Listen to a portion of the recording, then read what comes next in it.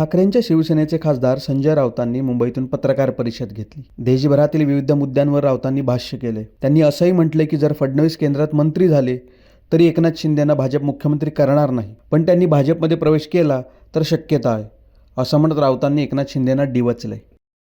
बोला।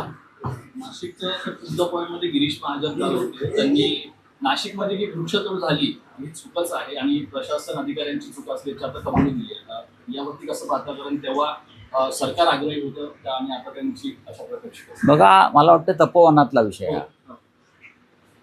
तपोवनातली वृक्षतोड होऊ नये।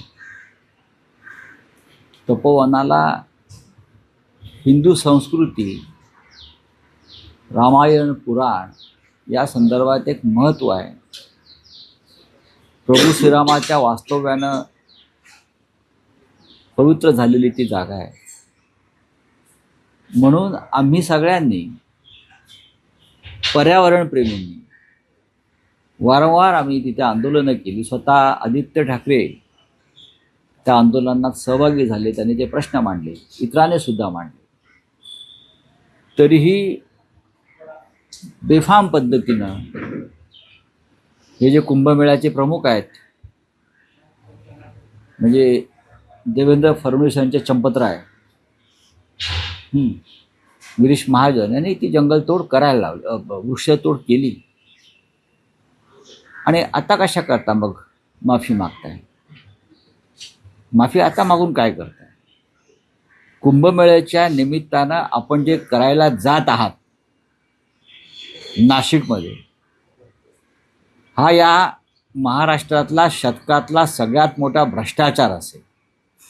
माझ्याकडे सगळी माहिती आली। एकतर सर्व ठेकेदार गुजरातचे आलेले आहेत आणि सब ठेकेदार मग आपले भाजपचे ह्याचे त्याचे कार्यकर्त्यांना ही कामं, पण मुख्य कामं जी आहेत ठेकेदारीची, हे सगळे गुजरातचे ठेकेदार आहेत। आणि त्याच्यामध्ये मग थोडंफार कमिशनबाजी ही खाली चालेल। हे काय हिंदू संस्कृतीला धरून नाही किंवा हिंदू धर्माला धरून नाही। जनतेचा पैसा, कराचा पैसा जनतेच्या, अगदी CCTV कॅमेरापासून भ्रष्टाचार आहे सर्वत्र। रस्ते वगैरे सोडून द्या हो, जे CCTV कॅमेरे लावले जाणार आहेत ना, त्याच्यातला भ्रष्टाचार किती मोठा आहे, 350 कोटी रुपयाचा, हे तुम्हाला मी लवकरच तुमच्यासमोर मी देणार आहे। या हिंदू धर्माच्या नावानं सुद्धा आपण पैसे खात आहे, राम मंदिरापासून ते काळाराम मंदिरापर्यंत आणि कुंभमेळ्यापर्यंत। लाज वाटली पाहिजे तुम्हाला, बरोबर, लाज वाटली पाहिजे। आणि असे चंपतराय हे फक्त अयोध्येमध्ये नसून जिथे जिथे भारतीय जनता पक्षाचं राज्य आहे त्या प्रत्येक राज्यामध्ये असे चंपतराय आहेत।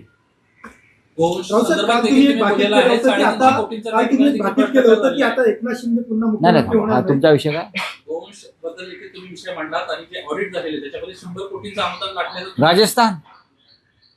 राजस्थानमध्ये गोशालांना अनुदान मिळतं, गोशालांना, आणि साधारण 100 गोशाला या बोगस आहेत।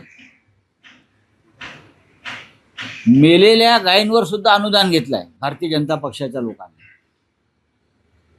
मृत गायींवरती अनुदान घेतलं। हे कुठे चाललंय? तर भारतीय जनता पक्षाचं राज्य असलेल्या राजस्थानमध्ये गोशाला, जिथे तुम्ही एके बाजूला तुम्ही गोवंश हत्याबंदीचे कायदे आणता, त्याच्यासाठी तुम्ही झुंडबळी घेता, लिंचिंग करता, आणि तुम्ही मृत गायींच्या टाळूवरचं लोणी खाता, मृत गोमातेच्या टाळूवरचं लोणी खाता। 100 कोटीच्या वर मृत गायींवरती घेतलेला अनुदान हा गंभीर विषय आहे। काय करतायत नरेंद्र मोदी, हिंदुत्ववादी किंवा सरसंघचालक मोहनराव भागवतजी, दत्ता होसबोलेजी, काय करतायत? काय हिंदुत्वाच्या नावानं जी लूट चालू आहे, गोशाला, आणि या सगळ्या गोशालांची नावं जी आहेत ही श्रीराम आणि श्रीकृष्णाच्या नावानं आहेत। ठाकूरजी गोशाला, श्रीराम गोशाला, श्रीकृष्ण गोशाला, यादी आहे माझ्याकडे, आज मी लिहिलंय त्याच्यावर सामनामध्ये। कुठल्या प्रकारचं हिंदुत्वाचं मॉडेल आणि कोणत्या प्रकारचं हिंदू राष्ट्र तुम्ही या देशामध्ये राबवू इच्छिता, हे तुमचं हिंदू राष्ट्र. राम मंदिर लुटायचं, गोशाला लुटायच्या, कुंभमेळ्यात लूट करायची, या सगळ्या हिंदू संस्कार, संस्कृती आणि धर्माच्या नावावर लूट करणं ही तुमच्या हिंदू राष्ट्राची झलक आहे. ही हिंदू राष्ट्र आम्हाला नको असं. सर, आपण म्हणताय की हिंदू राष्ट्र, पण मुंबईमध्ये मराठीच्या मुद्द्यावरनं लोक आक्रमक होत असतात. पण काल अंधेरीला आरपीएफला मराठीत बोला असं सांगितल्यामुळे त्या प्रवासाला मुंबईकराला, मराठी माणसाला 2 तास आरपीएफच्या पोलिसांनी बसून ठेवलं. मराठीविषयी सुद्धा अशा पद्धती गळचेपी केली जाते का? नक्कीच देवेंद्र फडणवीस या महाराष्ट्राचे मुख्यमंत्री आहेत आणि ते वारंवार बोलत असतात. जरी ते अधूनमधून हिंदीत भाषण विधानसभेत करत असले तरी महाराष्ट्रात फक्त मराठीचीच सक्ती ही त्यांची विधान अलीकडच्या काळामध्ये त्यांनी जोरात केलेली आहे. बघ, महाराष्ट्रात मराठीची सक्ती असेल तर मुंबई जी महाराष्ट्राची राजधानी आहे तिथे मराठीत बोला असं सांगणाऱ्या मराठी माणसाला त्रास का होतो आहे याचं उत्तर या राज्याच्या मुख्यमंत्र्यांनी दिलं पाहिजे. त्यांच्यामध्ये जर मराठी आत्मा आणि मराठी स्वाभिमान जिवंत असेल तर. काल तुम्ही एक बातमीत केलं होतं की एकनाथ शिंदे आता पुन्हा मुख्यमंत्री होणार नाहीत, पण एकनाथ शिंदेमुळेच भाजप पुन्हा सत्तेत आली होती. भाजपने परोपकारी भावना ठेवली पाहिजे देशात देवेंद्र फडणवीस आणि राज्यात एकनाथ शिंदे, असं बच्चू कडू म्हणतात. मला माहीत नाही कोण काय म्हणते ते, पण मी जे काल म्हणालो त्या मताशी मी ठाम आहे. एकनाथ शिंदे पुन्हा या राज्याचे मुख्यमंत्री होणार नाही. शिवसेना फोडण्यासाठी त्यांचा वापर केला.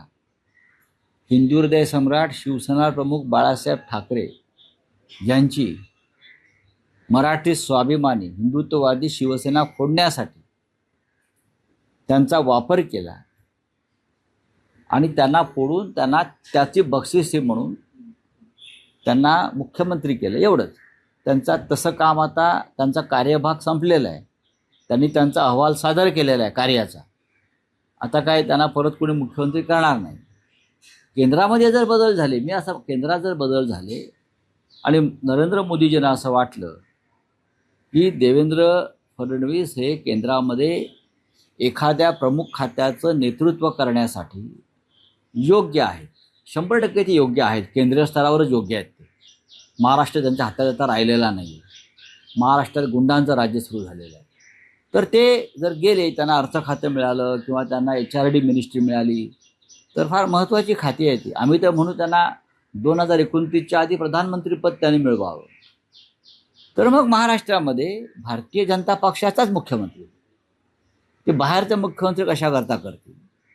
भाजपची परंपरा नाही. एकदा केलं पक्ष फोडण्यासाठी ना, ते परत बाहेरचा जर एकनाथ शिंदे हे त्यांचा गट घेऊन विलीन झाले आणि त्यांनी सांगितलं मी भाजपाईच आहे ओरिजिनल, तुम्ही नंतर आलात, या भाजपची स्थापनाच मी केली, असं जसे ते म्हणतात शिवसेनेची स्थापना मी केली, मी शिवसेनेचा संस्थापक, असं ते आता म्हणतात ना, तसं ते भाजपात गेले आणि त्यांनी सांगितलं देवेंद्र फडणवीस माझे कार्यकर्ते होते, बावनकुळे माझे कार्यकर्ते होते, नरेंद्र मोदी माझे कार्यकर्ते होते, अमित शाह कलका बच्चा आहे, त्यांना काय कर, असं जर त्यांनी जर काय भूमिका मांडली तर मी भाजपचा जन्मदाता आहे, तर त्यांना कदाचित भाजपमधून मुख्यमंत्री मिळू शकेल. पण आत्ता बाहेर राहून त्यांना काही मिळणार नाही.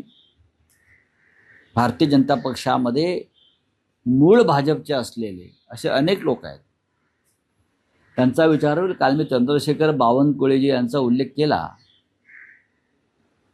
तर ते अधिक सक्षम नेतृत्व करू शकतात असं मला कायम वाटतं.